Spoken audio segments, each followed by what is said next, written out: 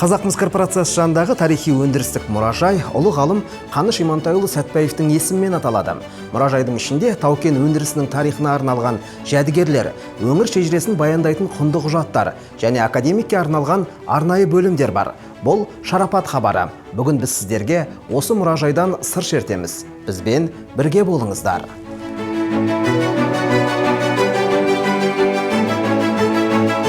Қаныш Имантайұлы Сәтбаев атындағы Қазақмыс корпорациясы жанындағы тарихи өндірістік мұражайдың алғашқы іргетасы 1997 жылдың 1 тамызында қаланды. Өз бастауын Жезқазған тау-кен металлургия комбинатының тарихи өндірістік музейі мен Рудник кентіндегі Николай Васильевич Валукинский атындағы геология-минералогия музейінің бай мұрасын алған бұл орда қос қазынаның тоғысқан төрі болды. Сол арқылы өндіріс тарихы мен геология ғылымының асыл жәдігерлері бір шаңырақ астына бірігіп, музейлік көрме кешені деген атпен жаңа өмір бастады. Кешеннің есігі елге 1998 жылдың 23 қаңтарында айқара ашылып, содан бері сан мыңдаған келушілерге туған өлкенің бай тарихын, өндірістің шежіресін паш етіп келеді. Әрбір құнды жәдігер Жезқазғанның жүріп өткен жолынан сыр шертер шынайы куәгер іспетті. Мұражайдың тарихы сонау 1947 жылдың желтоқсанынан бастау алады. Сол жылы Жезқазған мыс комбинаты жанынан Рудник кентінде геология-минералогия мұражайы ашылған еді.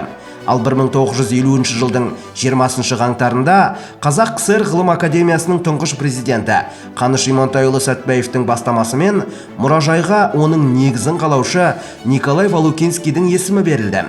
Уақыт өте келе жаңа қадам жасалып, 1970 жылдың 22 сәуірінде Жезқазған комбинатының тарихи өндірістік мұражайы ашылды. Оның алғашқы директоры болып Сүтемген Бүкіров тағайындалды. Жылдар жылжыған сайын мұражай қоры жаңа жәдігерлермен толыға түсті.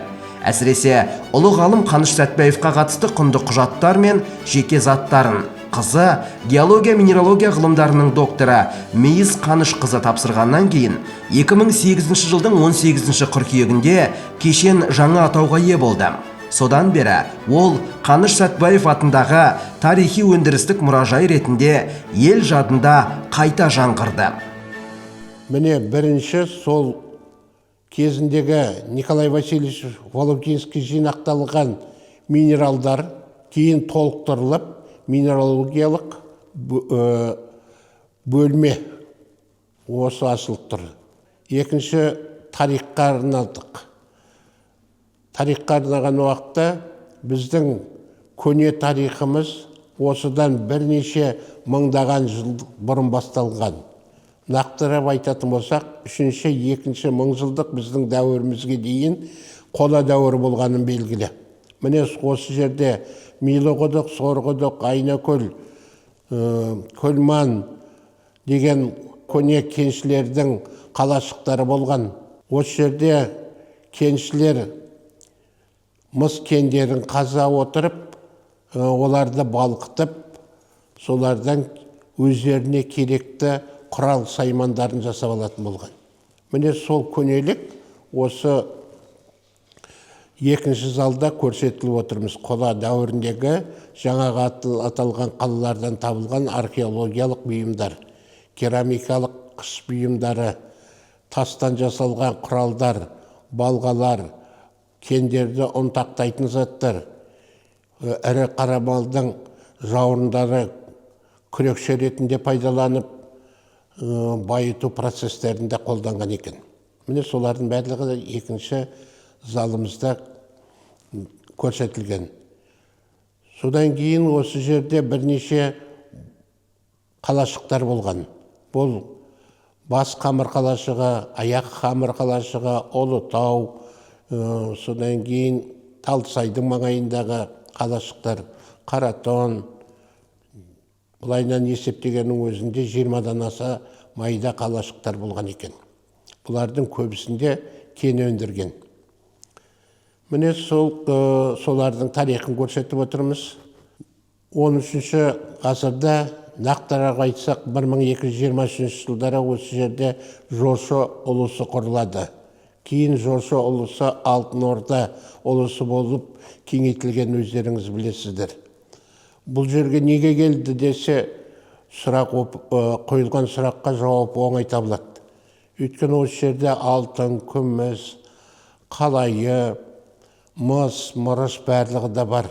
Болашақ даладағы құрылып жатқан үлкен империя үшін осындай байлықтар керек. Қару-жарақ үшін, сауда-саттық үшін барлығы да керек болғаннан кейін осы жерде жошы ұлысы өзінің орнын тапты.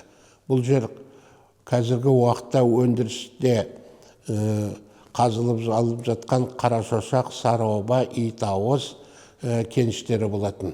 Ең бірінші оларды зерттеп, ол жерден кен өндірген сол жошы ұлысындағы кеншілер деп айталамыз. Үшінші бөлмемізде бұл жерде Қаныш Имантаев Сәтбаев академик қолданған бұйымдары, барлық сол жерде жинақталған, патефоны, сол кісі ұстаған баян, барлығы осы жерде жинақталынған. Түп нұсқалары көп, барлығы да түп нұсқа. Бұл мұражайдың басты мақсаты Жезқазған өңіріндегі өндірістің қалыптасу және даму тарихын кеңінен насихаттау. Сонымен бірге Қазақмыс корпорациясының өткені мен бүгінін, ел экономикасына қосқан үлесін көпшілікке таныстыру. Мұражайдың мәдени ағартушылық қызметі келер ұрпаққа өнеге боларлық тарихи сабақтастықты дәріптеу, жергілікті халықтың тұрмыс тіршілігі мен рухани құндылықтарын айшықтайтын жәдігерлерді жинау, зерттеу және сақтау. Осылайша мұражай тек өткеннің естелігін жеткізуші ғана емес, болашаққа жол нұсқайтын рухани қазына, өндіріс пен мәдениетті жалғаушы алтын көпір болып табылады. Сонымен қатар біздің мұражайда видеотека бар. Видеотека дегеніміз жаңағы түсірілген видеокассеталар барлығы да Қазақмыс корпорациясының даму жолдары, жаңадан ашылып жатқан кеніштер, солар туралы тарихтар ашылып жатыр дегенде есісімен машинаны алып сол жерге барып видео түсіріп қайтатын біздің әдетіміз. Бұл Нұрғазған, Құсмұрын, Қарағайлы жақтағы комбинаттардың барлығы қалай ашылғанның барлығы біздің видеомызда сақталынған. Мұражайдың архивтік қорында Жезқазған Ұлытау өңірінің қола дәуірінен сыр шертетін құнды деректер сақталған. Сонымен бірге Жезқазған мыс кен орнының игерілуі мен дамуы туралы мағлұматтар, өндірістің өркендеу кезеңдерін айғақтайтын құжаттар және комбинаттың тарихы мен онда еңбек еткен адамдардың өмір жолынан хабар беретін материалдар жинақталған. Ал мұражай залдарында бүгінгі күні 2000-ға жуық экспонат көрермен назарына ұсынылған. Әрбір жәдігер өткен мен бүгінді жалғап тұрған баға жетпес қазына, өндіріс тарихының үнсіз куәгері. Жезқазған Ұлытау өңіріндегі тарихи ескерткіштерді де зерттеп, зерделеп, суретке түсіріп, видеоға түсіріп, соны сақтап отырмыз. Болашақ ұрпаққа, болашақ өлкетанушылар үшін керек қой деп. Әрі қайтадан өңдейтін реставраторлар үшін де керек. Бұрында қалайынан көрініп тұр, қазір қалайынан деп. Жаңа айтып отырмын ғой, құрылғанына 30 жыл болды деп.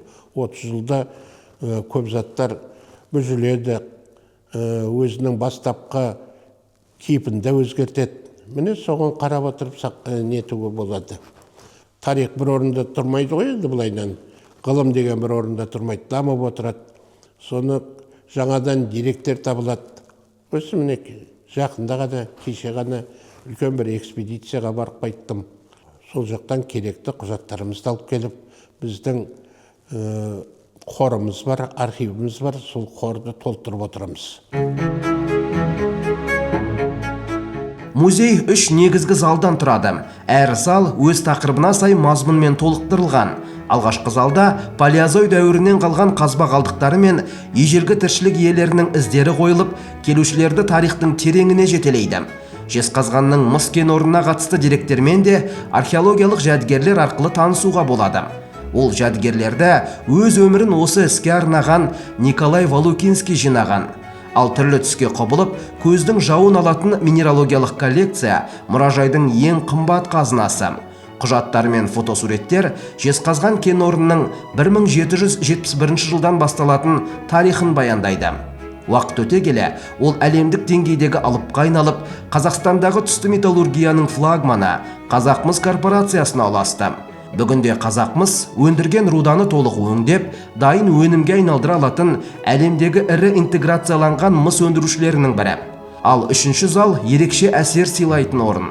Мұнда академик Қаныш Сәтбаевтың Жезқазғандағы еңбек жылдарына қатысты құнды жәдігерлер, оның пайдаланған жиһаздары мен жеке заттары қойылған.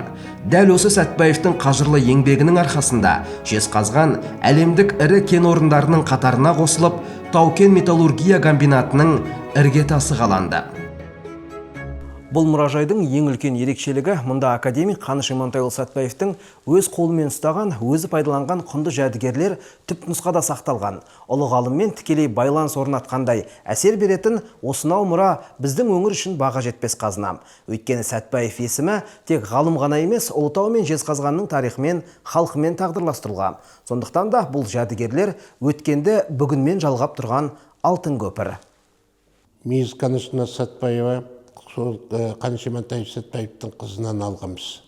Қызынан алған уақытта ол өзі осы мұражайды жақсы көретін, Жезқазғанға келсе бірінші осы мұражайға келіп бізге әдістемелік көмек беріп кететін, ақылын беретін, осылайынан қою керек деп айтып жүріп, Қаныш Имантайұлы Сәтбаевтың өзі ұстаған бұйымдарды енді сендерге осы мұражайға беруге шешім қабылдадым деп мұра ретінде бізге осы табыс етіп кетті. Қаныш Имантайұлы Сәтбаевқа қатынасты кітаптар, өзінің шығарған еңбектері, мақалалары барлығы да жинақталынған. Біздің түсіру тобымыз жаңа ғана мұражайға жеткізілген ерекше жәдігердің келуіне куә болды. Бұл тарихи тұрғыдан аса құнды дүниелердің бірі. Осындай сәттің ортасында тұрып, тағы бір жәдігердің алдымызға келуі біз үшін үлкен мәртебе. Кеттік, бірге тамашалайық. Біздің түсірілім тобы тағы бір тарихи сәтке куә болды. Мұражайға жаңа жәдігер қосылды. Бұл ұлы ойшыл, дана Абай Құнанбайұлының 180 жылдығына орай арнайы тарту етілген сыйлық. Керемет туынды тасқа қашалып жасалған ұлы ақынның бейнесі. Қоладан да, қағаздан да бөлек мәңгілік ізі қалған бұл өнер туындысы музей қорының шоқтығын биіктетіп, рухани құндылығын арттыра түсті. Осылайша Абайдың асыл бейнесі Жезқазғанның тарихи өндірістік мұражайындағы жәдігерлер қатарына қосылып, келер ұрпаққа тағылым болар мәңгі мұраға айналды.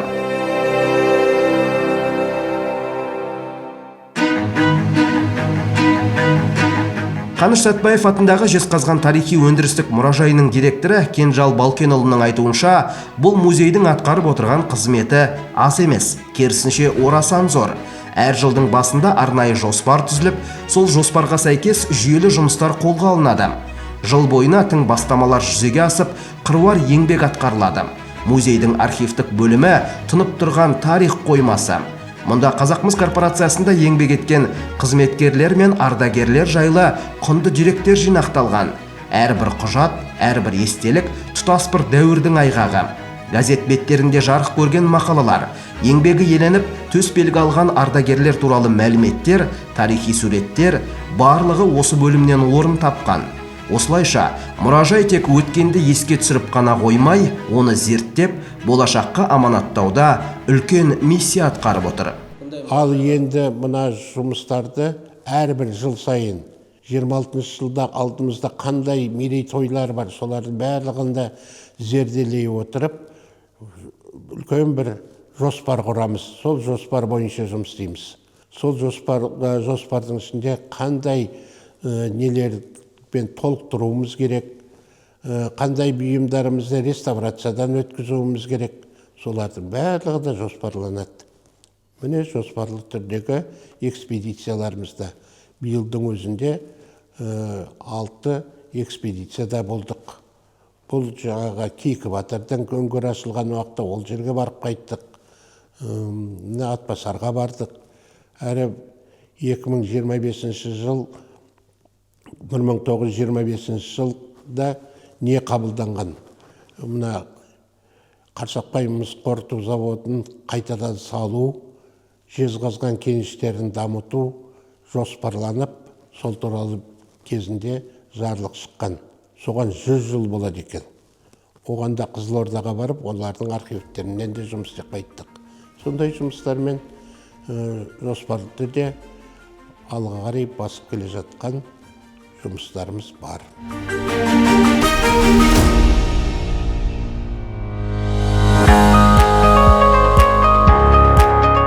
Жезқазғандағы тарихи өндірістік мұражай өткеннің өнегесін бүгінмен сабақтастырып, болашаққа жол сілтеп отырған қасиетті орда. Әрбір жәдігер тұтас бір дәуірдің үнсіз шежіресі, ел еңбегінің айғағы. Бүгінде мұражай тек тарихты сақтайтын орын ғана емес, жаңа ізденістер мен тың бастамалардың орталығы. Ол Ұлытау мен Жезқазғанның рухани айнасы, ұрпаққа аманат болар мәңгілік қазына. Осы қазыналы орданың шежіресі Қазақмыс корпорациясының өңірге келген 30 жылдық тарихымен де өзектес. Сонау 1995 жылы Samsung корпорациясы болып бастау алған өндірістік алып, бүгінде Қазақмыс атымен танылып, ел дамуына ғана емес, мұражайдың да қорын толықтыруға, рухани өмірін байытуға серпін беріп отыр. Осылайша, мұражай мен корпорация тағдыры тоғысқан бұл ортақ тарих Жезқазғанның болашағына бағыт бағдар, келешекке қалдырылған аманат. Бұл Жезқазған қаласындағы Қаныш Сәтбаев атындағы тарихи өндірістік мұражай. Ғасырлар қойнауынан жеткен жәдігерлер өткенімізді ұмытпай, келер ұрпаққа аманат етудің айқын дәлелі. Осымен бүгінгі шарапат хабары тәмамдалды. Келесі кездескенше аман, сау болыңыздар.